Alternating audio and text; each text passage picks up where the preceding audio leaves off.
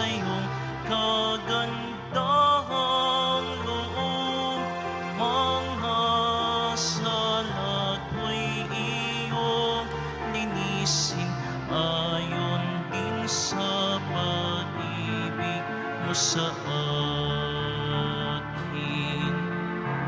Bubuksan aking puso't isipan, pagsalansan ko'y aking kinikilangan.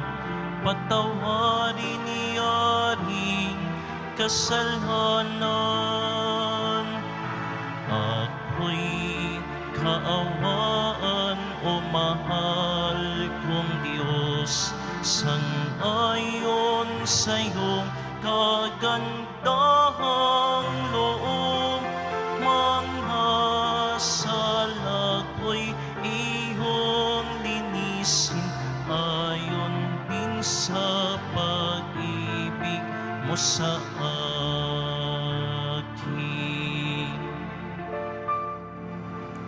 Sa ngalan ng Ama at ng Anak at ng Espiritu Santo, Amen. sumainyo ang Panginoon. At sumaiyo rin. Aminin natin ang ating mga kasalanan upang tayo ay maging marapat gumanap sa banal na pagdiriwang. Panginoong Jesus, binigyan mo kami ng bagong buhay. Panginoon, kaawaan mo kami. Panginoon, kaawaan mo kami. Panginoong Jesus, pinapatawad mo ang aming mga kasalanan. Kristo, kaawaan mo kami. Kristo, kaawaan mo kami. Panginoong Jesus, binabakagi mo sa amin ang iyong katawan at dugo sa Eucharistia. Panginoon, kaawaan mo kami. Panginoon, kaawaan mo kami. Kaawaan tayo ng Diyos Amang makapangyarihan. Patawarin ang ating mga kasalanan at patnubayan tayo sa buhay na walang hanggan. Amen. Manalangin tayo. Ama naming makapangyarihan, sa iyong pagmamahal na aming maaasahan, nagiging dalisay at matibay ang iyong sambayanan. Hindi ito makaiiraw kapag hindi mo pinatnubayan. Kaya't sa pagsubaybay mo, lagi mo kaming pangasiwakan sa pamamagitan ni Jesucristo, kasama ng Espiritu Santo, magpasawalang hanggan. Amen. Magsiupo na po ang lahat.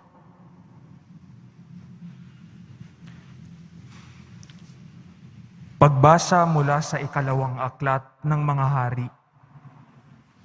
Noong mga araw na iyon, sa Syria ay may isang pinuno ng hukbo na labis na kinalulugdan ng hari, pagkat matapang siya, makapangyarihan, at pinapatnubayan ng Panginoon, kaya laging matagumpay ang Syria. Ngunit siya'y ketongin, siya ay si Naaman. Minsan, ang mga taga-Syria ay nakabihag ng isang babaeng Israelita. Ginawa nila itong katulong ng asawa ni Naaman. Sinabi nito sa kanyang Panginoon, "Kung ang asawa ninyo ay lalapit sa propeta sa Samaria, tiyak nagagaling siya." Ang sinabi ng Israelita ay sinabi ng babae kay Naaman. Nagpunta naman ito sa hari at ibinalita ang sinabi ng utusan ng kanyang asawa. Sinabi naman ng hari, pumunta ka at pagdalhin kita ng sulat sa hari ng Israel. At lumakad nga si Naaman. May dala siyang 30,000 putol na pilak, 6,000 pirasong ginto, at 10 magagarang kasuotan. Dala rin niya ang sulat para sa hari ng Israel. Anang sulat, Mahal na Haring Horam, ang may dala nito ay si Naaman na aking lingkod. Ipinakikiusap kong pagalingin mo ang kanyang ketong. Nang mabasa ito ng hari ng Israel, ginahak niya ang kanyang kasuotan at sinabi, Ako ba'y Diyos na maaring pumatay at bumuhay? Bakit sa akin niya pinapunta ang taong ito para pagalikin ang kanyang sakit? Baka naman humahanap lang siya ng dahilan para magdigmaan kami. Nang mabalitaan ni Eliseo ang ginawa ng hari, ipinasabi niya, Bakit ninyo gagahakin ang inyong kasuotan? Sa akin ninyo siya papuntahin para malaman nilang may isang propeta rito sa Israel. Ipinasabi nga ni Haring Horam kay Naaman na ang hanapin nito ay si Eliseo. Kaya sumakay ito sa kanyang karwahe at nagpunta kay Eliseo kasama ang marami niyang kawal na kabayuhan. Ipinasabi sa kanya ni Eliseo, Pumunta ka sa Ilog Jordan, lumubog ka ng 7 beses at mananauli sa dati ang inyong katawan. Gagaling ang inyong ketong. Nang marinig ang sinabi ni Eliseo, nagalit si Naaman at padabog na umalis. Sinabi niya, Akala ko pa na may sasalubungin niya ako. Tatayo siya ng tuwid, tatawagan ng Diyos ng Panginoon sa Ilog Jordan, at itatapat sa akin ang kanyang mga kamay upang ako'y gumaling. Bakit doon pa niya ako pasisisirin? Bakit hindi sa alinman sa mga ilog ng Damasco, tulad ng Abana at ng Farfar? Hindi ba't mas malinis iyon kaysa alinmang tubig sa Israel? Siguro na may mas madali akong gagaling kung doon ako maliligo. At galit na galit siyang umalis. Lumapit sa kanya ang kanyang mga katulong at sinabi, Panginoon, hindi ba't gagawin ninyo kahit mahirap pa riyan ang ipagawa sa inyo ng propeta? Gaano pa iyang pinaguhugas lang kayo para luminis? Kaya, nang mapag-isip-isip ito ni Naaman, lumusong siya sa ilog ng Jordan at lumubog ng 7 ulit. At tulad ng sinabi ni Eliseo, na nauli sa dati ang kanyang katawan at kuminis ang kanyang balat tulad ng balat ng sanggol. Si Naaman at ang kanyang mga kasama ay nagbalik kay Eliseo. Sinabi niya, Ngayoy napatunayan kong walang ibang Diyos sa ibabaw ng lupa, kundi ang Diyos ng Israel. Ang salita ng Diyos. Salamat sa Diyos. Aking kinasasabikan ang Diyos na nabubuhay. Aking kinasasabikan ang Diyos na nabubuhay. Kung paanong yaong batis ang hanap ng isang usa, gayon hinahanap ang Diyos ng uhaw kong kaluluwa. Aking kinasasabikan ang Diyos na nabubuhay. Nananabik ako sa Diyos, Diyos na buhay walang iba.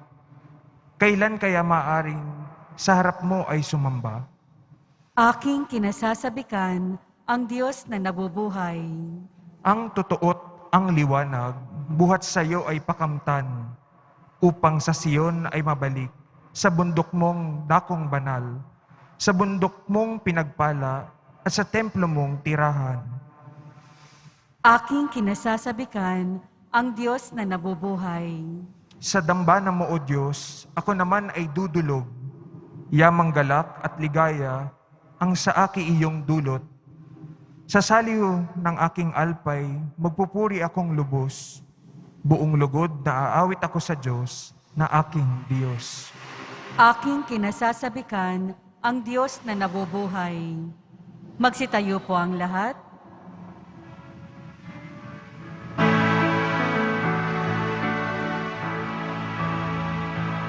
Nagpupuri kami sa'yo, Panginoon Jesucristo. Nagpupuri kami sa'yo, Panginoon Jesucristo. Umaasa ako sa Diyos, nagtitiwala ng lubos sa salitang nagdudulot ng pag-ibig na mataos upang kamtin ang pagtubos. Nagpupuri kami sa'yo, Panginoon Jesucristo. Sumbain niyo ang Panginoon. At sumaiyo rin. Ang mabuting balita ng Panginoon ayon kay San Lucas. Papuri sa iyo, Panginoon. Nang dumating si Jesus sa Nazaret, sinabi niya sa mga nasa sinagoga, "Tandaan ninyo, walang propeta na kinikilala sa kanyang sariling bayan. Ngunit sinasabi ko sa inyo, maraming babae na balo sa Israel noong kapanahunan ni Elias nang hindi umulan sa loob ng 3 taon at kalahati at magkaroon ng matinding tagutom sa buong lupain. Subalit hindi sa kanino man sa kanila pinapunta si Elias, kundi sa isang babae na balo sa Sarepta, sa lupain ng Sidon. Sa dinami-dami ng mga ketungin sa Israel noong kapanahunan ni Eliseo, walang pinagaling isa man sa kanila. Sinaaman pang taga-Syria ang pinagaling. Galit na galit ang lahat ng mga nasa sinagoga nang marinig ito. Nagtindigan sila at ipinagtabuyan siyang palabas sa taluktok ng burol na kinatatayuan ng bayan upang ibulid sa bangin. Ngunit dumaan siya sa kalagitnaan nila at umalis. Ang mabuting balita ng Panginoon. Pinupuri ka namin, Panginoong Hesukristo. Magsiupo na po ang lahat. Marami sa mga kababayan ni Jesus na hindi naniniwala sa Kanya. Ayaw siyang tanggapin nila bilang Mesiyas ng Diyos Ama. At sapagkat ayaw nilang tanggapin si Jesus. Ayaw nilang pakinggan ang kanyang mga turo, mga pangaral para sa kanilang ikabubuti. Ano kaya ang mangyayari sa mga kababayan ng Panginoon? At sapagkat ayaw nilang pakinggan ang mga aral ng Panginoon, mapapahamak sila sa iba't ibang paraan. Hindi gaganda ang kanilang buhay sa lupa. Hindi magiging maayos ang kanilang buhay. At pagkatapos ng kanilang buhay sa lupa, hindi sila matatanggap sa langit. Tayo, kung ibig natin maging maganda ang ating buhay sa lupa, at pagkatapos ng ating buhay sa lupa, langit ang ating tungo. Paniwalaan natin si Jesus na siya ang sugo ng Diyos Ama sa atin. At ang lahat ng kanyang turo, pakinggan natin mabuti at isagawa sa ating buhay.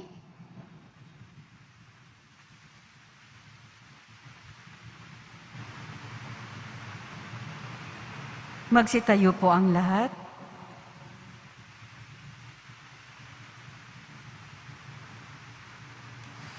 Si Jesus ay hindi tinanggap sa kanyang sariling bayan.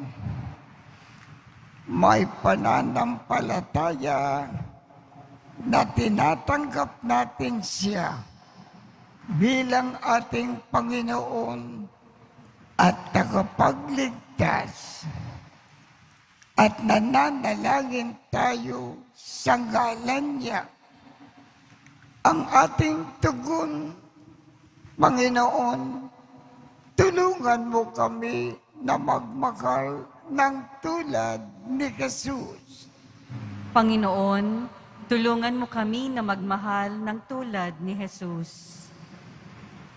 Ang mga pinuno ng simbahan naway magpahayag ng salita ng Diyos ng may tapang at isabuhay ito ng may paninindigan. Manalangin tayo. Panginoon, tulungan mo kami na magmahal ng tulad ni Jesus.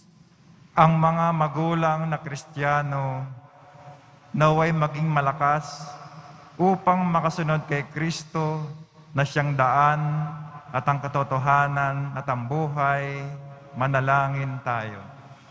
Panginoon, tulungan mo kami na magmahal ng tulad ni Jesus.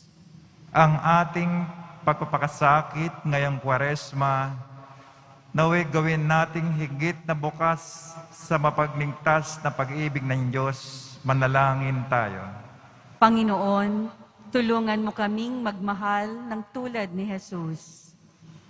Ang mga may sakit na nahihirapan sa kanilang kalagayan, naway makita ang presensya ng Diyos sa kanilang buhay sa pamamagitan ng pangangalaga at malasakit ng kanilang mga pamilya.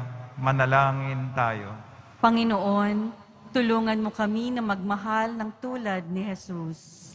Ama naming makapangyarihan, sapagkat wala sa amin lumalapit kay Jesus kung hindi mo kami akayin sa Kanya. Hinihiling namin ito sa pamamagitan ni Kristo na aming Panginoon. Amen. Magsiupo na po ang lahat.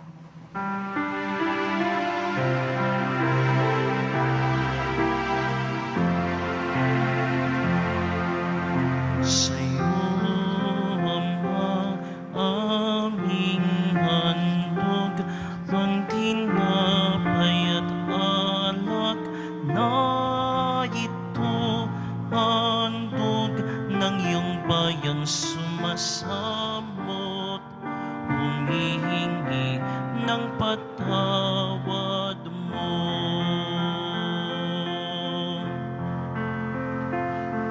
sa pagsunod sa utos mo.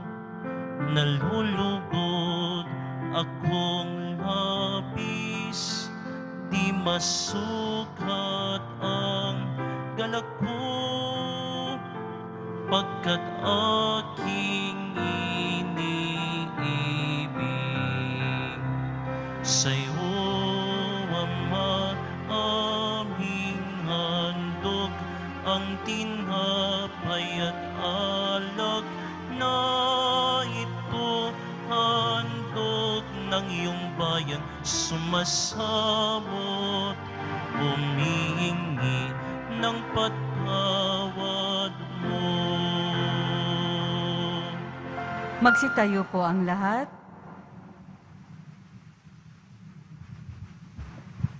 Panalangin kayo upang ang pag-aakin natin ay kalugdan ng Diyos Amang makapangyarihan.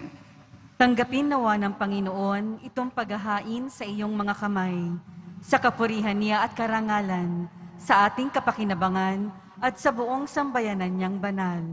Ama naming lumikha, ang aming paglilingkod sa pag-aakin ngayon ay lubusin mo sa aming pakikinabang sa dulot mong kaligtasan sa pamamagitan ni Jesu Kristo kasama ng Espiritu Santo magpasawalang hanggan. Amen. Sumainyo ang Panginoon. At sumaiyo rin. Itaas sa Diyos ang inyong puso at diwa. Itinaas na namin sa Panginoon. Pasalamatan natin ang Panginoong ating Diyos. Marapat na siya ay pasalamatan. Ama naming makapangyarihan, tunay ngang marapat na ikaw ay aming pasalamatan sa pamamagitan ni Jesu Kristo na aming Panginoon. Sa magbabakasakali mo na kami ay bubuti, isinugo mo si Jesu Kristo upang pangunahan kami. Bilang pagsunod sa iyong atas na bigay, ipinakayag ng iyong anak ang iyong kalooban na ang mga api at dukha ay kanyang damayan. Ngayon ay iyong inikakandog ang pagkakataon na aming maisaloob ang kanyang ganap at kusang paglilingkod upang sa iyo ay lagi kaming makasunod. Kaya kaisa ng mga anghel na nagsisiawit ng papuri sa iyo nang walang humpay sa kalangitan, kami ay nagbubunyi sa iyong kadakilaan. Santo, Santo, Santo, Panginoong Diyos ng mga hukbo, napupuno ang langit at lupa ng kadakilaan mo, o sana sa kaitaasan. Pinagpala ang naparirito sa ngalan ng Panginoon, o sana sa kaitaasan. Magsiluhod po ang lahat. Ama naming banal, ikaw ang bukal ng tanang kabanalan. Kaya sa pamamagitan ng iyong Espiritu, gawin mong banal ang mga kaloob na ito upang para sa amin ay maging katawan at dugo ng aming Panginoong Jesu Kristo. Bago niya pinagtiisang kusang loob na maging handog. Hinawakan niya ang tinapay. Pinasalamatan kanya. Pinaghati-hati niya iyon. Iniabot sa kanyang mga alagad at sinabi, "Tanggapin ninyong lakat ito at kanin. Ito ang aking katawan na ikakando para sa inyo."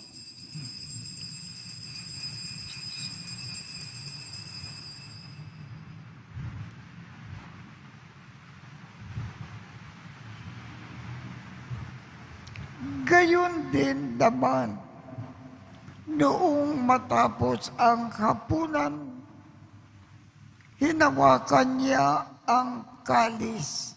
Muli kanyang pinasalamatan.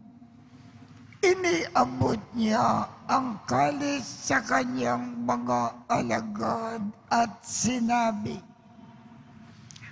"Tanggapin ninyong lakat ito at inumin.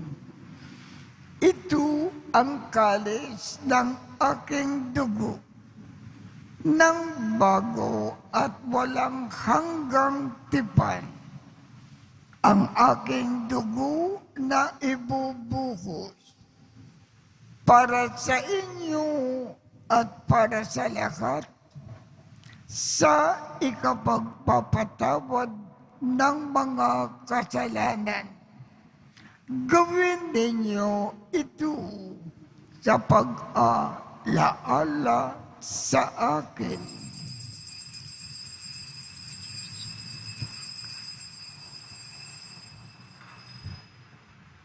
Magsitayo po ang lahat. Ipagbunyi natin ang misteryo ng pananampalataya. Si Kristo'y namatay, si Kristo'y nabuhay, si Kristo'y babalik sa wakas ng panahon.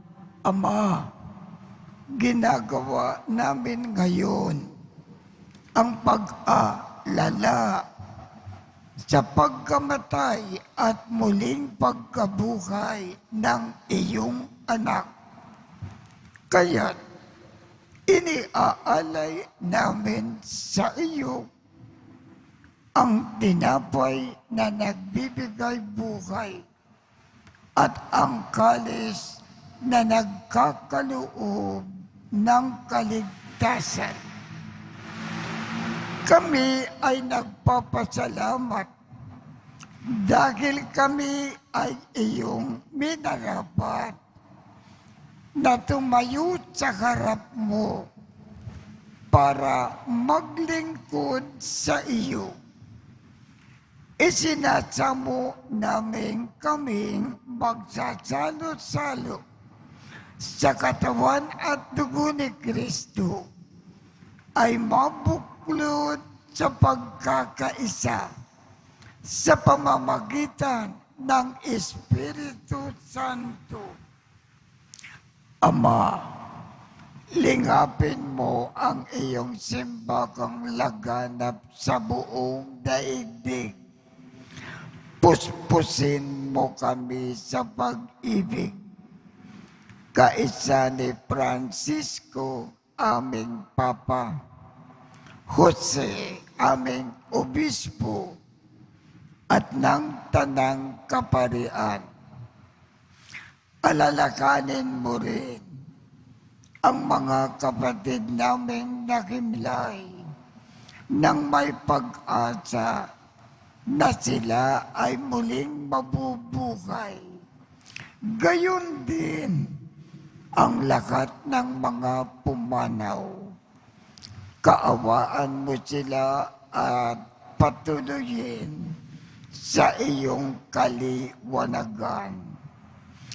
Kaawaan mo at pagindapatin kaming lahat na makasalo sa iyong buhay na walang wakas. Kaisa ng mahal na Birhen Maria na ina ng Diyos. Nang kabiyak ng puso niyang si San Jose, kaisa ng mga apostol at ng lahat ng mga banal na namukay dito sa daigdig ng kalugod-lugod sa iyo. Maipagdiwang nawa namin ang pagpupuri sa ikararangal mo sa pamamagitan ng iyong anak na aming Panginoong Jesucristo. Sa pamamagitan ni Kristo, kasama niya at sa Kanya, ang lakat ng parangal at papuri ay sa iyo, Diyos Amang makapangyarihan, kasama ng Espiritu Santo, magpasawalang hanggan. Amen. Sa tagubilin ng mga nakagagaling na utos at turo ni Jesus na Panginoon natin at Diyos, ipakayag natin ng lakas loob. Ama namin, sumasalangit ka, sambahin ang ngalan mo, mapasa amin ang kakariyan mo, sundin ang loob mo dito sa lupa para nang sa langit. Bigyan mo kami ngayon ng aming kakanin sa araw-araw at patawarin mo kami sa aming mga sala para ng pagpapatawad namin sa mga nagkakasala sa amin. At huwag mo kaming ipagintulot sa tukso at iadya mo kami sa lakat ng masama.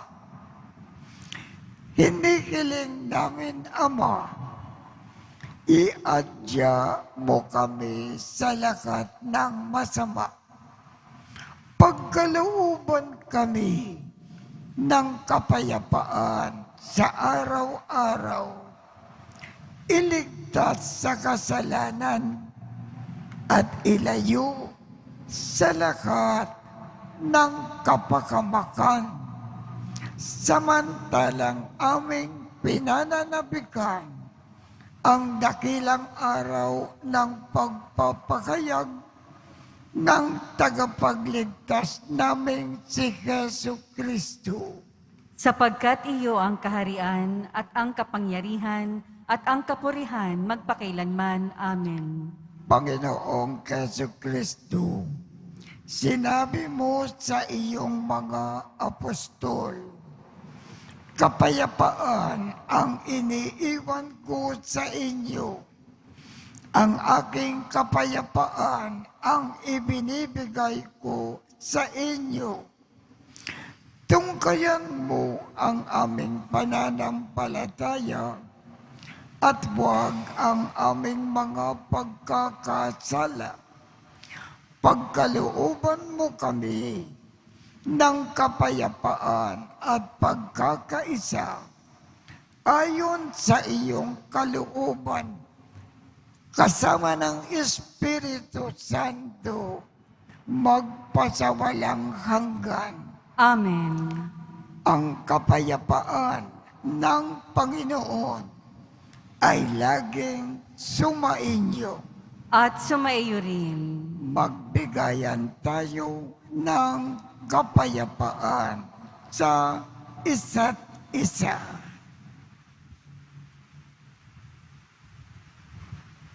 Kordero ng Diyos na nag-aalis ng mga kasalanan ng sanlibutan, maawa ka sa amin. Kordero ng Diyos na nag-aalis ng mga kasalanan ng sanlibutan, maawa ka sa amin. Kordero ng Diyos na nag-aalis ng mga kasalanan ng sanlibutan, ipagkaloob mo sa amin ang kapayapaan. Magsiluhod po ang lahat. Ito ang kordero ng Diyos. Ito ang nag-aalis ng mga kasalanan ng sanlibutan. Mapalad ang mga inaanyayahan sa kanyang piging. Panginoon, hindi ako karapat-dapat na magpatuloy sa iyo, ngunit sa isang salita mo lamang ay gagaling na ako.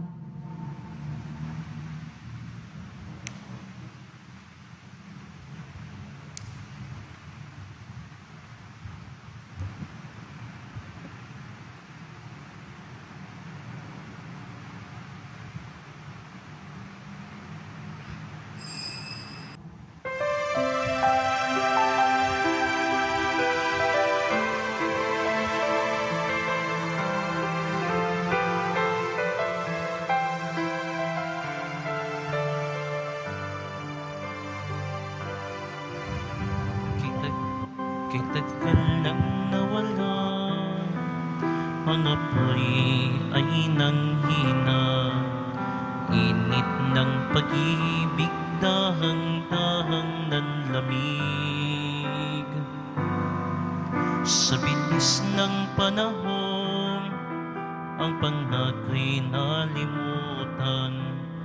Puso na inalay ay binawin ng muli.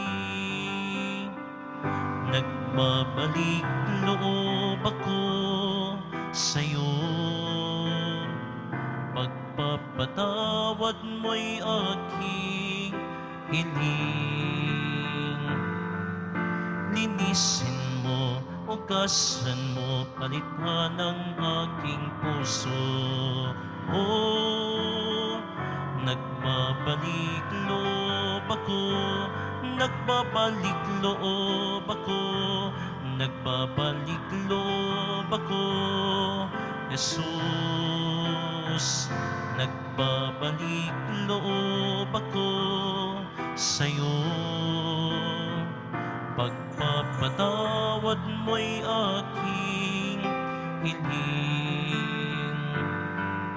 Linisin mo, hugasan mo, palitan ang aking puso. Oh, nagbabalik loob ako, nagbabalik loob ako, nagbabalik loob ako, Jesus.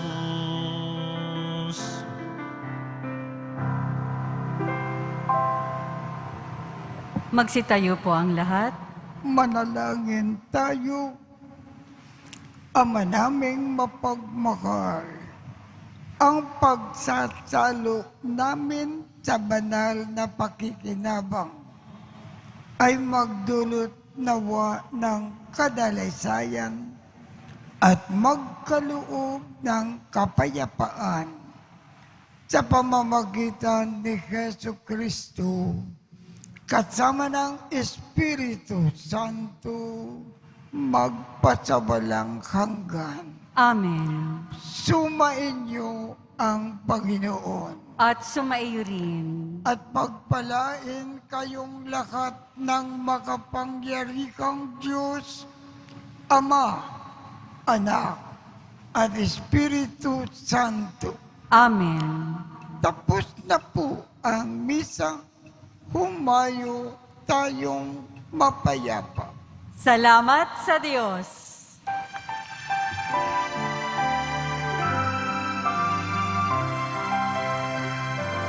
Nuestro Padre Jesus Nazareno, sinasamba ka namin, pinipinto ka namin, aral mo ang aming buhay at kaligtasan. Nuestro Padre Jesus Nazareno, iligtas mo kami sa kasalanan. Ang krus mong kinamatayan ay sagisag ng aming kaligtasan. Nuestro Padre Jesus Nazareno, dinarangal ka namin.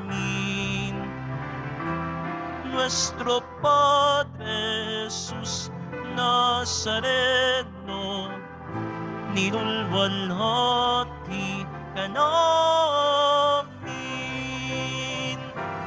Nuestro Padre Jesus Nazareno, dinarangal ka namin. Nuestro Padre Jesus Nazareno, nilulwalhati ka namin.